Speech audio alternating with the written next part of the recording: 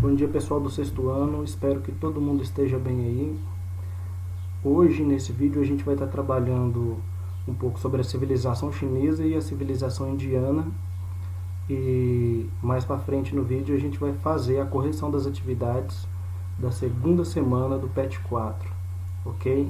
Vamos começar então aqui com a civilização chinesa. História da civilização chinesa. Idade pré-histórica e idade antiga. Quando a gente fala da civilização chinesa, é bom entender que a gente está falando de uma civilização muito antiga. Então,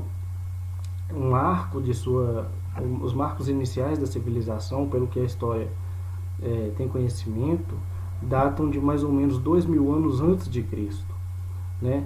Então a gente vai trabalhar com uma civilização de um legado enorme, ok?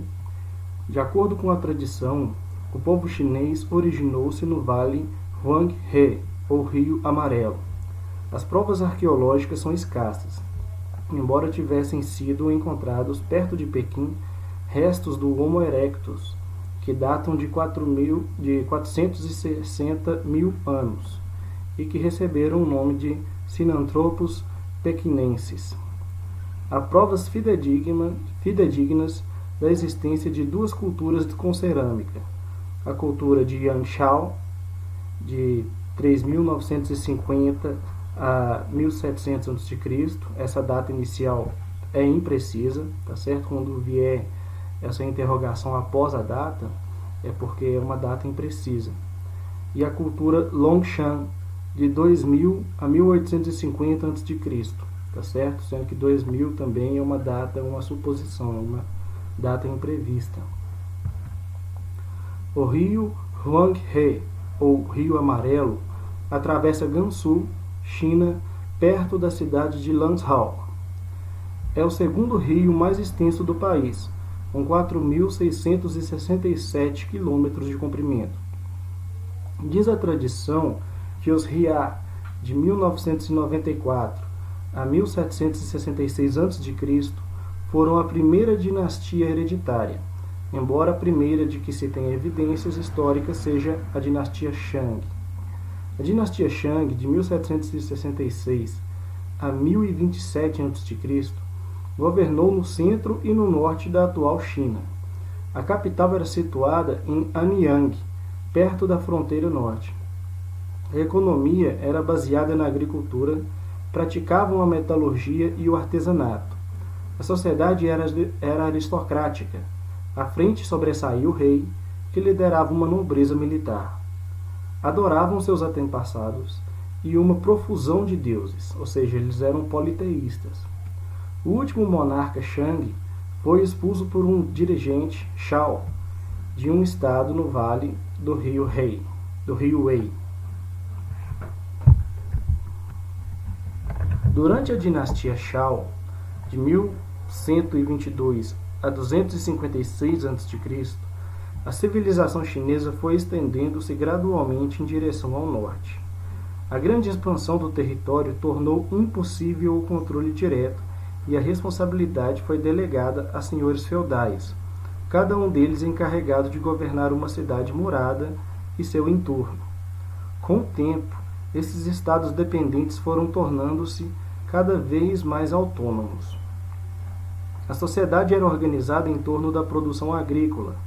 Os reis Shao mantiveram um controle efetivo sobre seus domínios até que, em 770 a.C., alguns estados se rebelaram e, junto com invasores nômades do norte, expulsaram os soberanos de sua capital. Posteriormente, os Shao fundaram a nova capital, em direção ao leste, em Luoyang. Do século VIII ao século III a.C., ocorreram um rápido crescimento econômico e uma profunda mudança social, num contexto de instabilidade política extrema e um estado de guerra quase incessante. O rio Yangtze, na China Central, com 5.470 quilômetros de comprimento, é o maior da Ásia e um dos maiores do mundo. Na fotografia, atravessa a província chinesa de Sichuan. O rio e seus afluentes são as principais vias fluviais do interior do país. Os estados situados nas fronteiras exteriores da área cultural chinesa expandiram-se à custa de seus vizinhos não chineses, menos avançados. Durante os séculos VII e VI a.C., houve breves períodos de estabilidade, decorrentes da organização de alianças entre os poderosos estados periféricos sob a hegemonia do membro mais forte. Ou seja, eram estados mais fracos, que se organizavam sobre a liderança de um estado mais forte. No entanto, por volta do século V a.C., o sistema de alianças era insustentável e a China dos Zhou caminhou para o chamado período dos reinos combatentes, de 481 a 221 a.C., caracterizado pela anarquia. Então, nesse momento, esses feudos, que antes eles eram unificados, eram feudos submissos à liderança do imperador, agora eles vão conquistando uma maior autonomia. Depois dessa autonomia, eles vão se organizando em, em campos, onde alguns feudos se alinham sobre uma liderança mais forte, e algum tempo depois vai chegar esse período aqui dos reinos combatentes, onde esses feudos eles vão começar a combater entre si. Então a gente vê que na história da China, durante um longo período, a gente vai ver que a China não é um espaço unificado. Pelo contrário, ela é um espaço de constante conflito, de constante combate entre essas localidades, entre essas cidades-estado, entre esses feudos, como se diz. A resposta intelectual à extrema instabilidade e à insegurança política produziu as fórmulas filosóficas que moldaram o crescimento do Estado e da civilização chinesa durante os 2 milênios seguintes. O mais antigo e mais influente filósofo do período foi Confúcio, ou chamado, com a nossa língua, de Confúcio. As doutrinas do taoísmo, a segunda grande escola filosófica existente nesse período, são atribuídas à figura semi-histórica de Lao Tse e aos trabalhos de Chuang Tse. Gente, sobre o taoísmo, eu recomendo a leitura desse livro aqui, tá certo? O Taoísmo, A Busca da Imortalidade, de John Blofeld, ok? Durante o século IV a.C., o reino de Qin, um dos estados periféricos emergentes do Noroeste, ou seja, era um estado do Noroeste que estava ganhando força, estava se destacando, dedicou-se a um programa de reformas, seguindo as doutrinas legalistas. Ao mesmo tempo, o poder dos Zhou entrou em colapso em 256 a.C., tá certo? Esse estado de Qin ele vai ser fortemente influenciado pela filosofia do Confúcio, tá bom? Aqui na imagem a gente tem uma estátua do Shi Huangdi, o primeiro imperador Qin. Turma, se eu estiver falando alguma coisa errada, ou você que estiver assistindo esse vídeo, se tiver alguma informação incorreta nesse vídeo, peço que você deixe aí nos comentários, tá certo? Que depois, no próximo vídeo, eu vou estar fazendo a correção. Okay? Às vezes alguma pronúncia errada também, da minha parte, eu peço que vocês relevem e peço desculpas. O reino de Qin se autoproclamou primeiro imperador, ou o rei de Qin se autoproclamou primeiro imperador da dinastia Qin, de 221 a 206 a.C. O nome China deriva dessa dinastia, de Qin, de Xin, dinastia Xin, China. O imperador unificou os estados feudais em um império administrativamente centralizado e culturalmente unificado. Aboliram-se as aristocracias hereditárias e seus territórios foram divididos em províncias governadas por burocratas nomeados pelo imperador. A capital de Qin transformou-se na primeira sede da China imperial. O primeiro imperador estendeu as fronteiras exteriores. no sul até o delta do Rio Vermelho.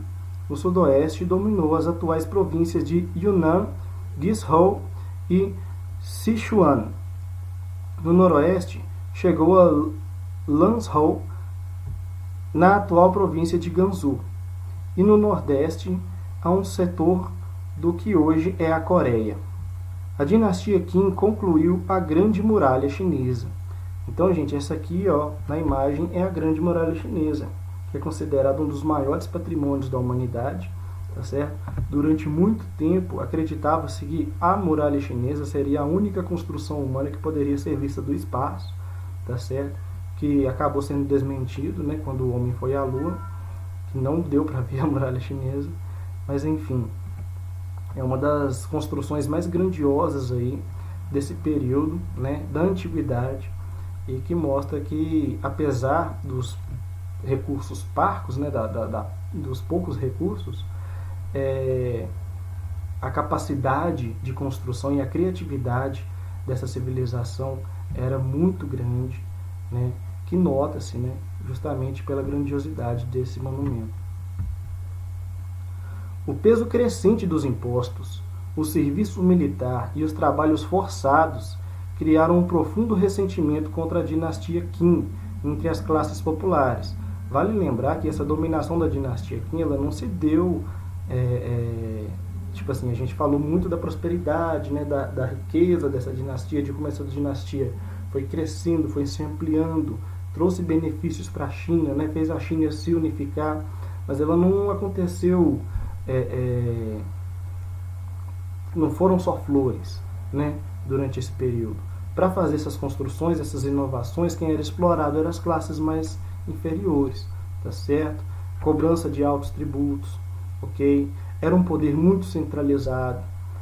A organização dos locais antes, né, da ascensão da dinastia Qin era uma organização mais autônoma. Com a ascensão da dinastia Qin começou a ser muito centralizado, mudou-se as lideranças, né, dessas localidades, desses feudos, por burocratas indicados pelo próprio imperador. Então vale a gente ressaltar todos esses pontos aí que vão acabar gerando esse ressentimento, nessa revolta das camadas populares contra a dinastia Qin. Enquanto as classes intelectuais estavam ofendidas pela política governamental de controle do pensamento. Após uma luta pelo poder que mutilou a administração central, o povo levantou-se em rebelião. Vamos falar um pouco aqui agora sobre as rotas da seda, tá certo? Sobre essas rotas da seda, eu recomendo que vocês façam uma pesquisa sobre Marco Polo. Acho que até no Netflix tem uma série sobre o Marco Polo, tá certo?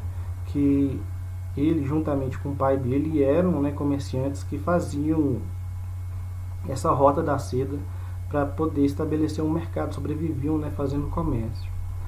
As rotas da seda eram uma série de rotas interconectadas através do sul da Ásia e eram usadas no comércio da seda entre o Oriente e a Europa. Os meios de transporte que rodeavam tais rotas eram as caravanas e embarcações oceânicas que faziam a ligação do Oriente e a Europa. No início, a rota ligava a cidade de Chang'an, na China, até Antioquia, na Ásia Menor. Porém, sua influência foi aumentando, chegando até a Coreia e o Japão, formando assim a maior rede comercial do mundo antigo. Essas rotas não foram importantes somente para o crescimento e o desenvolvimento de regiões e de grandes civilizações como o Egito Antigo, a Mesopotâmia, a China, a Pérsia, a Índia e Roma. Elas foram importantes também para fundamentar o início do mundo moderno. A Rota da Seda Continental se divide em rotas do sul e do norte, por causa de importantes centros comerciais que se encontravam no norte e no sul da China. A Rota do Norte atravessava todo o leste europeu. Os mercadores criaram até mesmo cidades na Bulgária. A Península da Crimeia, o Mar Negro, o Mar de Marmara, chegando aos Balcãs e, por fim, a Veneza. A Rota do Sul percorre o Turcomenistão, a Mesopotâmia e a Anatólia. Chegando nesse ponto, tal rota se divide em rotas que levam a Antioquia, na Anatólia Meridional, que é banhada pelo Mar Mediterrâneo, ou ao Egito e ao norte da África. A Rota da Seda Marítima estende-se à China Meridional, atualmente Filipinas, Brunei, Sião e Malaca, até destinos como Ceilão, Índia, Pérsia, Egito, Itália, Portugal e até a Suécia.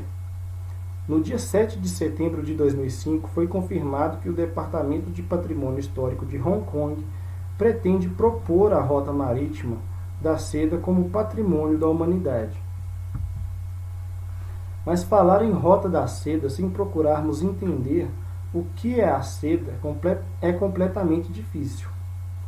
No passado remoto, os chineses aprenderam a fabricar a seda a partir da fibra branca dos casulos dos bichos da seda. Só os chineses sabiam como fabricá-las e mantinham esse segredo muito bem guardado. Quando eles, os chineses, começaram a fazer contato com cidades ocidentais, encontraram pessoas muito dispostas a pagar muito caro por esse produto.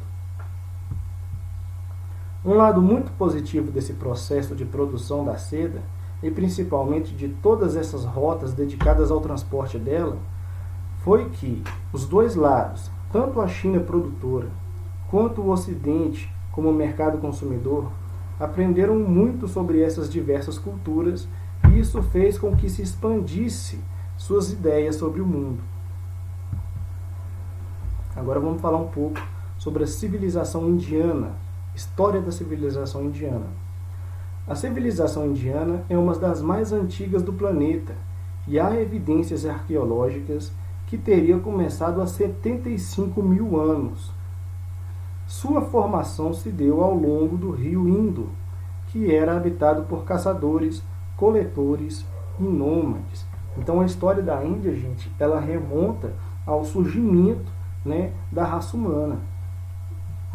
Lentamente, estes passaram a se organizar em aldeias por volta de 5.000 a.C. e ficaram conhecidos como povo do Vale do Indo, do rio Indo.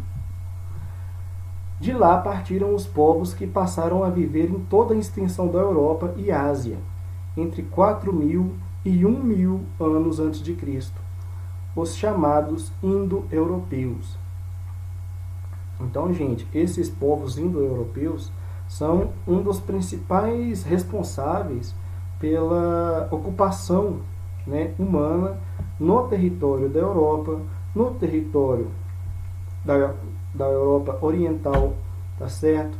Então, grande parte da expansão da nossa espécie se deve a essa população, os indo-europeus, a chamada população do Vale do Rio Indo. Características da Índia Antiga. Neste período, existiam duas grandes cidades, Mohenjo-Daro e Harappa, que nos permitem compreender como era a sociedade na Índia Antiga. Ali, arqueólogos encontraram evidências de uma metrópole que abrigava cerca de 80.000 pessoas e que usavam tijolos cozidos em seus edifícios. Destacam-se o planejamento simétrico de suas ruas, o sistema de abastecimento de água e de esgoto. A maioria dos habitantes, contudo, vivia no campo e a agricultura era a base da economia. Plantavam-se frutas como melão, além de ervilhas e trigo. Aqui, gente, a gente tem as ruínas de uma cidade de Mohenjo-Daro, tá certo? O aspecto dessas ruínas aí, e como eu ressaltei, a comunidade, a civilização do Vale do Rio Indo, a civilização indiana, ela remonta a sua origem à origem da espécie humana. Então, Quando o ser humano começa a deixar de ser nômade para se sedentarizar, todo esse processo que a gente passa, né, formando as primeiras aldeias, depois as primeiras vilas, né, depois as primeiras cidades, as primeiras comunidades sedentárias, tudo isso tem uma profunda ligação com a história da civilização indiana. Sociedade na Índia Antiga. Nesta região e momento histórico, a sociedade era igualitária. A prova disso eram os edifícios muito semelhantes e poucas reservas de armas, o que aponta a despreocupação com a conquista e com a defesa. A civilização do Vale do Indo desapareceu por volta do ano 1500 a.C., e ainda não há conclusões sobre os fatos que levaram ao seu fim. Entre as teorias está a da ocorrência de um grande terremoto que teria desintegrado cidades inteiras e acabou soterrando, né, a mobilidade da população, impediu a mobilidade da população. A possibilidade de invasão por povos vizinhos também não está descartada. Então existem essas duas possibilidades para explicar, né, o desaparecimento da civilização do Vale do Indo. Né? Pode ter sido uma invasão estrangeira ou pode ter sido mesmo uma causa natural, um terremoto ou alguma catástrofe climática natural. Né? Ok. O período Védico. Por volta de 1500 a.C., a região é ocupada por indo-europeus, que saíram das regiões do Mar Negro e do Mar Cáspio quando se inicia o período Védico. A língua falada por esses povos era semelhante à usada na Índia, como demonstram artefatos gravados em sânscrito, em uma coleção denominada Vedas, Vedas que quer dizer saber em sânscrito, compilada entre 1,5 mil anos antes de Cristo, ok? E 900 anos antes de Cristo. A coleção resume os ensinamentos do hinduísmo e está dividida em 4 fascículos: Rig Veda, Yajurveda, Samayeda e Atharva Veda. Se tiver falado errado, gente, vocês me desculpem aí. Podem me corrigir aí nos comentários. Além da influência do idioma, a Índia foi impactada por novos costumes, crenças e organização social. Seria nesse momento histórico que a região passou a usar o sistema de castas, como a divisão permanente de pessoas na sociedade, de acordo com seu nascimento, tá certo? Então vai ser aqui nessa época que vai se estabelecer as castas, vai começar a se estabelecer as classes sociais e as divisões, né? As ocupações, a importância de cada uma delas dentro do contexto daquela civilização. Falar um pouco aqui sobre as religiões da Índia Antiga. Neste período, na Índia se consolidaram as 2 grandes religiões que moldaram a sua cultura, o hinduísmo e o budismo. Sobre o hinduísmo é uma religião politeísta, onde acredita-se que existe uma ordem universal pré-estabelecida para todos os seres humanos. Para seus crentes, o segredo da felicidade é aceitar o destino que os deuses impuseram a cada criatura.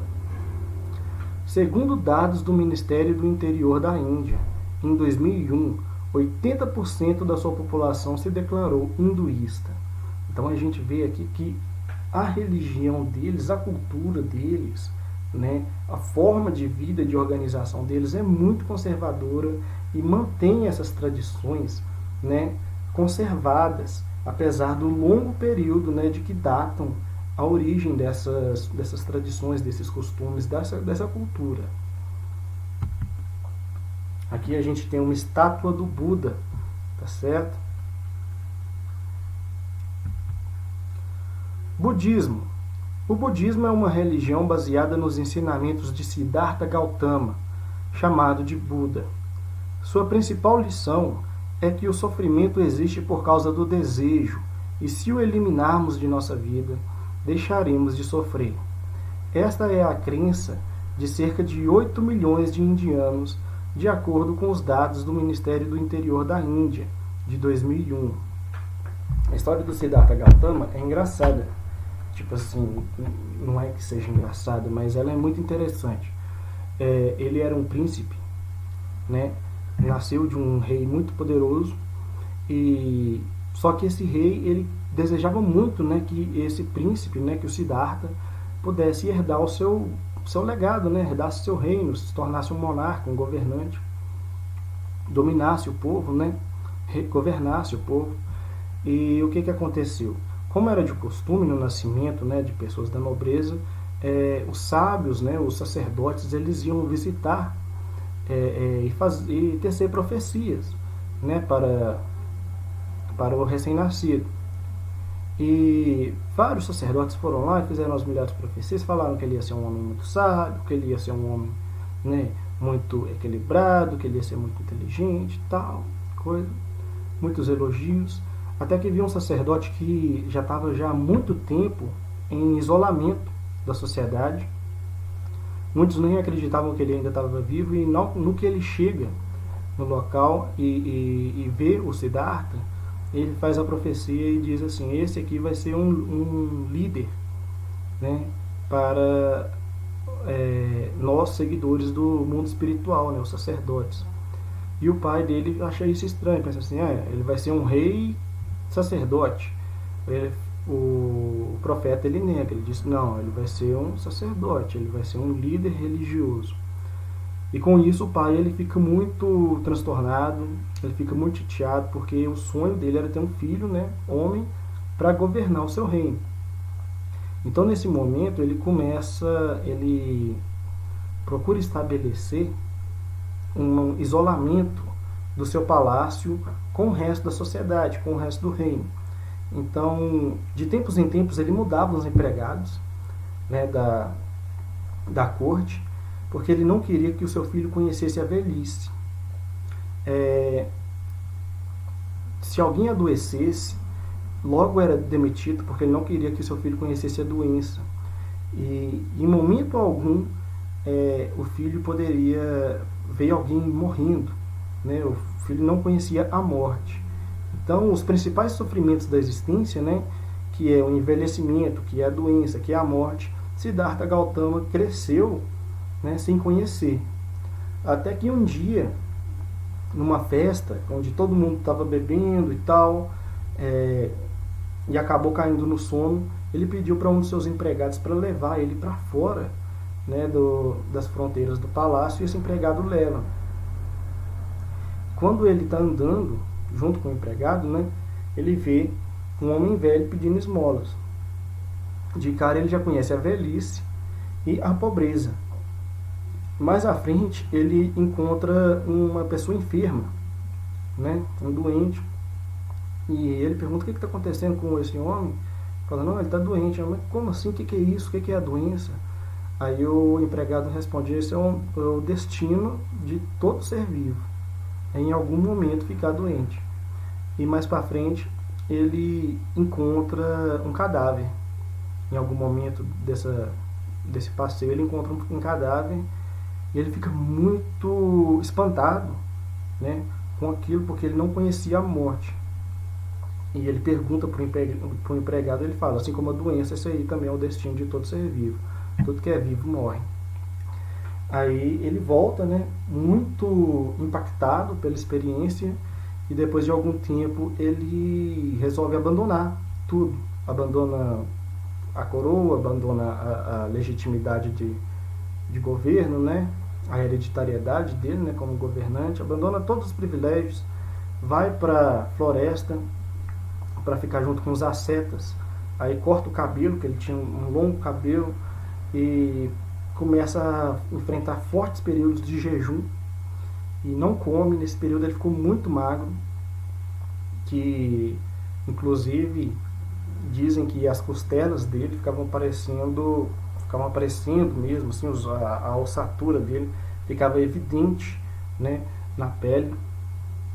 E ele, naquele sofrimento todo, buscando uma iluminação, buscando entender uma solução para o sofrimento humano, né? Porque o que impactou ele a abandonar tudo que ele tinha, né, quando ele vivia no palácio, vivia como um príncipe, era aquela perspectiva, né, que ele teve quando presenciou o sofrimento humano, presenciou a velhice, presenciou a doença, presenciou a morte, queria achar uma solução para o sofrimento humano.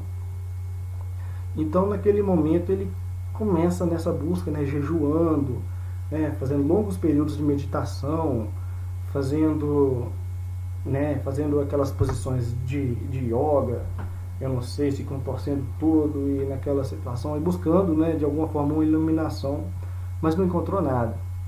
Até que em um momento, ele com muita fome, estava prestes a morrer, estava a um triz da morte. Aparece uma moça, ele lhe oferece, né, uma vasilha de arroz, e ele aceita e come. Enquanto ele está comendo, ele olha para o alto do monte e vê os companheiros ascetas dele, né, vendo ele comendo de longe, e o consideram um traidor, e rejeitam ele, expulsam ele do grupo. Então ele segue sozinho, né, determinado a encontrar uma solução para o sofrimento humano, e senta debaixo de uma macieira, se eu não me engano, e começa a meditar. Nesse momento ele escuta alguém tocando um instrumento de cordas, e ele começa a pensar que a natureza humana é essa, a natureza do sofrimento, né, e da existência. É como uma corda de um instrumento. Se ela tiver frouxa demais, não sai som. Se ela tiver apertada demais, ela arrebenta. Então, qual que é o caminho para a felicidade? Né? É o equilíbrio entre nem o de mais, nem o de menos. É o caminho do meio. E de uma forma assim meio torta, né? Essa é a história do Siddhartha Gautama. Se alguém tiver alguma correção, alguma coisa a acrescentar nessa história aí, ficaria grato que vocês pudessem fazer aí pra gente, tá bom? Ok.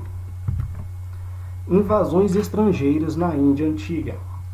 O povo, agora formado por indo-europeus e por indianos remanescentes, ocuparam todo o território por volta de 1000 a.C.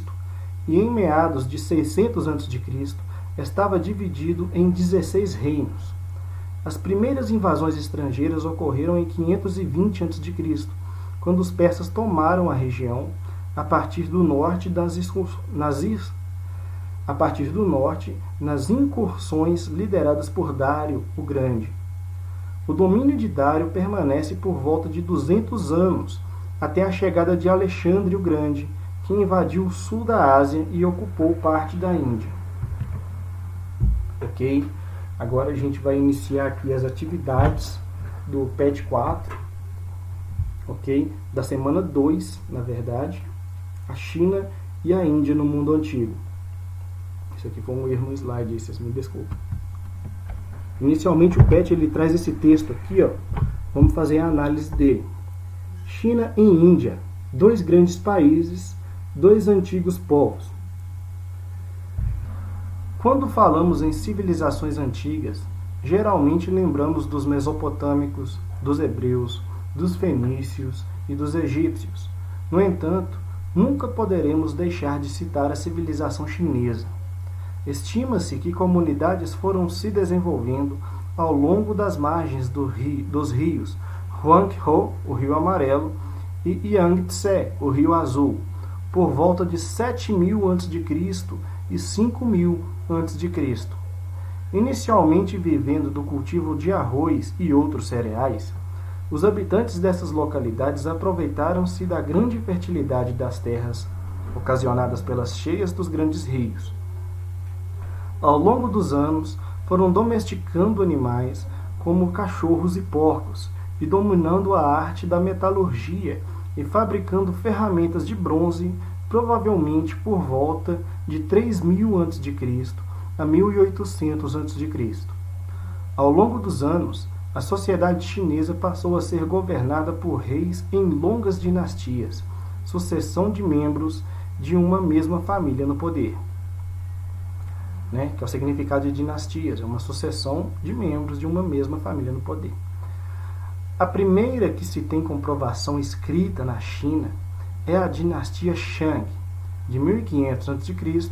a 1050 a.C., criando um poderoso exército, expandiram os domínios chineses pela região e, sob seu governo, os chineses aperfeiçoaram técnicas de escrita, tecelagem de seda e metalurgia. Em meados do século XI a.C., uma poderosa família chinesa, de nome Zhou, derrotou os Shang e assumiram o poder. Era o início da dinastia Zhou, de 1050 a.C. a 256 a.C. Durante o governo Zhou, ocorreu uma grande distribuição de terras entre as mais poderosas famílias chinesas, que governariam cada região de acordo com seus interesses, desde que se mantivessem leais aos Zhou. Ao longo dos anos, essas províncias passaram a guerrear entre si numa disputa de poder e territórios. Esta guerra foi vencida pela família Qin, unificando todo o território sob o governo da dinastia Qin, ou Xin, de 221 a.C. a 207 a.C. O reino de Qin, ou Xin, a dinastia Xin, foi tão importante que originou o nome do país que conhecemos hoje, a China. Após a morte do líder da família Qin, o rei Qin Shi Huangdi,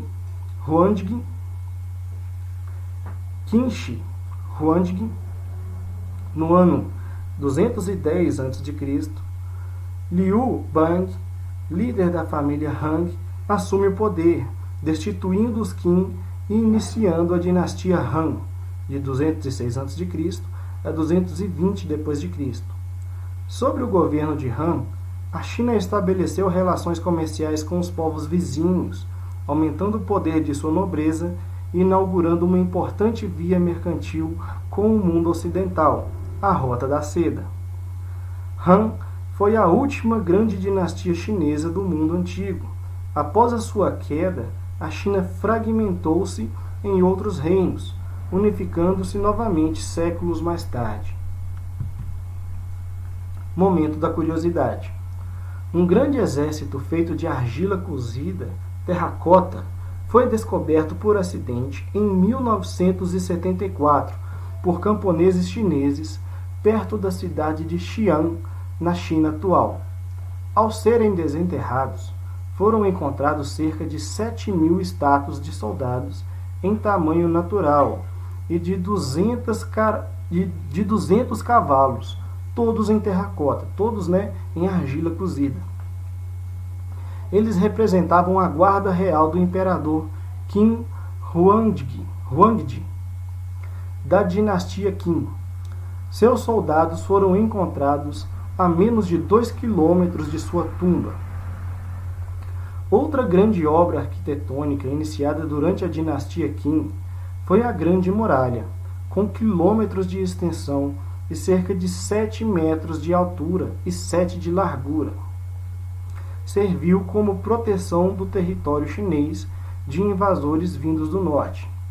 Ela levou cerca de 1.500 anos para ser terminada, sendo concluída somente no século 17 d.C. Para lembrar, a região que chamamos de China atualmente passou a ser ocupada entre 7.000 a.C. e 5.000 a.C., às margens dos rios Amarelo e Azul. Dinastia é a sucessão de membros de uma mesma família no poder. A escrita, o artesanato e obras arquitetônicas são grandes legados deixados pela civilização da antiga China. E a Rota da Seda é uma importante rota que ligava a China à Europa, possibilitando transações comerciais entre o Oriente e o Ocidente. Ok? Vamos às atividades. Primeiro, a China é uma das mais importantes civilizações da história da humanidade. Datada de 7.000 anos a.C., passou por diversas transformações territoriais, políticas e econômicas ao longo dos séculos. Mediante as aulas sobre a civilização chinesa, responda. Letra A. Qual a importância dos rios Amarelo e Azul, para o início do povoamento da região que hoje chamamos de China. O que vocês podem estar respondendo aí, gente? Eles possibilitaram a agricultura, o que fez com que a civilização que habitava suas margens se desenvolvesse bastante, ok? A segunda questão aqui, a letra B. Explique o que é uma dinastia. O que vocês podem estar respondendo? Dinastia é uma sucessão de membros no poder de uma mesma família. Ok? Letra C. Qual a importância da dinastia Qin, de 221 a.C. a 207 a.C., para o Império Chinês? A importância da dinastia Qin para o Império Chinês? O que vocês podem estar respondendo? Apesar de ter durado apenas 14 anos, essa dinastia mudou a história do Império. Ela unificou o território que depois herdaria o seu nome, Qin ou Xin, de onde vem a palavra China. Padronizou o sistema de leis e medidas e estimulou o surgimento de funcionários que dominavam a escrita. Ok? Letra D. O que foi a Rota da Seda? O que vocês podem estar respondendo? Foi uma importante rota que ligava a China à Europa, possibilitando transações comerciais entre o Oriente e o Ocidente. Depois o Pet traz esse texto aqui pra gente. Outra grande civilização asiática, com origens por volta de 7.000 anos antes de Cristo, é a civilização indiana. Acredita-se que o Vale do Rio Indo começou a ser ocupado nesse período devido à fertilidade das terras próximas às margens dos rios, assim como ocorreu em outras civilizações do período, mesopotâmicos, egípcios e chineses. Todas essas civilizações aí, quais são as características delas? O que torna elas comuns entre si? O fato delas terem se estabelecido inicialmente às margens de rios, elas terem a necessidade de um rio próximo para poder prosperar, para poder desenvolver a agricultura, para poder se estabelecer de forma sedentária naquele território, passar pelo processo de civilização nômade para o estado de uma civilização sedentária. Ok? Uma sociedade com indícios de urbanização começou a florescer no local, com destaque para a cidade de Harappa, que data de 2600 a.C. A cidade era murada, com largas avenidas e com sistemas de esgoto e água. Ali cultivava-se algodão, fabricava-se tecido, artesanato e joias. Esta sociedade entrou em declínio no século XX a.C.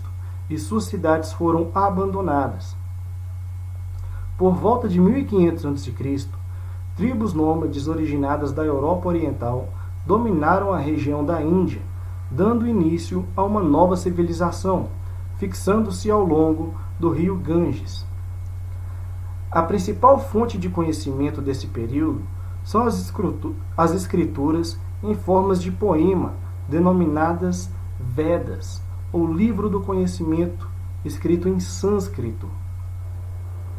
Esses poemas traziam informações sobre o cotidiano da nova sociedade indiana através de hinos religiosos e comentários sobre a natureza local, possibilitando-nos termos ciência dos costumes e religiosidade daquela sociedade. A nova sociedade indiana, sob influência dos arianos, os povos vindos da Europa Oriental, deu início à chamada sociedade de castas, onde cada habitante tinha um lugar social determinado de acordo com uma hierarquia estabelecida. Não era possível uma pessoa mudar de casta, criando um sistema pautado na diferença e desigualdade social. Ou seja, era uma situação de nascença. Você nascia numa casta, você morria naquela casta. É uma situação de profunda separação, de desigualdade social. Uma sociedade estratificada, uma sociedade separada, uma sociedade desigual. Quais castas são essas? Vamos falar um pouco sobre elas aqui. São 5 castas que o Pet traz para a gente. Os Brahmanes. O Quem eram os Brahmanes? Formado por sacerdotes, e eram a casta dominante, controlando os rituais e ocupando os altos cargos no Estado. A próxima casta são os Kshatriyas, classe dos nobres e guerreiros, também eram da casta dominante. Depois, os Vaishyas, comerciantes e agricultores, embora pudessem ser ricos, não eram da classe dominante, ou seja, eles podiam enriquecer com seu ofício, né, de comércio ou agricultura, mas eles não poderiam ocupar cargos no Estado, eles não poderiam ter participação política, né, não eram uma classe dominante. Os Vaishyas. Os Sudras, servos que trabalhavam nas casas das castas mais altas, né? Então, os Sudras eram os empregados dessas castas, dessas classes mais altas que estão superiores a eles, que foram faladas aqui anteriormente. E por último, os Dalit, que eram sem casta, eram chamados de intocáveis e eram discriminados na sociedade.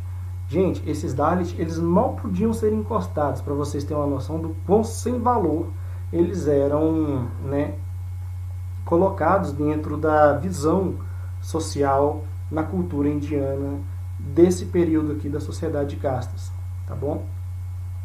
A sociedade de castas, associada à religiosidade do período dos Vedas, fez surgir uma religião poderosa na Índia chamada de hinduísmo. Criada na ideia da existência de uma divindade maior, o Brahma, buscaria justificar as diferenças sociais, dando a cada uma delas um papel determinante na sociedade. Para os crentes dessa religião, a alma humana passaria por várias reencarnações, buscando se redimir dos erros das vidas passadas e atingir a liberdade final, o moksha. Se estiver falando errado, por favor, me corrijam. Portanto, para o hinduísta, cada ser humano deveria sempre buscar o caminho da iluminação, deixando para trás todo o sofrimento e quebrando o ciclo das reencarnações. Tá bom? A questão 2 aqui. Para justificar a sociedade de castas, os indianos antigos determinaram que cada casta era originária de uma parte da divindade suprema, o Brahma, conforme a imagem abaixo. Determine a função de cada casta dessa sociedade. Gente, não traz no PET a imagem que o enunciado menciona, tá certo? Mas ele traz esse quadro aqui para a gente preencher, né? Os Brahmanes, o que vocês podem estar respondendo aí nesse quadro, né? Os Brahmanes são sacerdotes, são a casta dominante. Eles controlavam os rituais e ocupavam os cargos mais altos do Estado. Os Kshatriyas, o que a gente pode falar sobre eles? Classes dos nobres e guerreiros, também eram da casta dominante. Os Vaishyas, comerciantes e agricultores, e eles não eram dominantes, eles poderiam ficar ricos, mas não dominavam, né? Não tinham participação, não tinham representatividade política. Os Sudras, servos que trabalhavam nas casas das castas mais altas.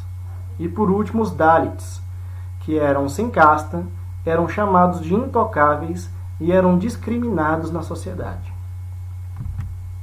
Espero que esse vídeo aqui tenha sido útil para vocês e até a próxima aula.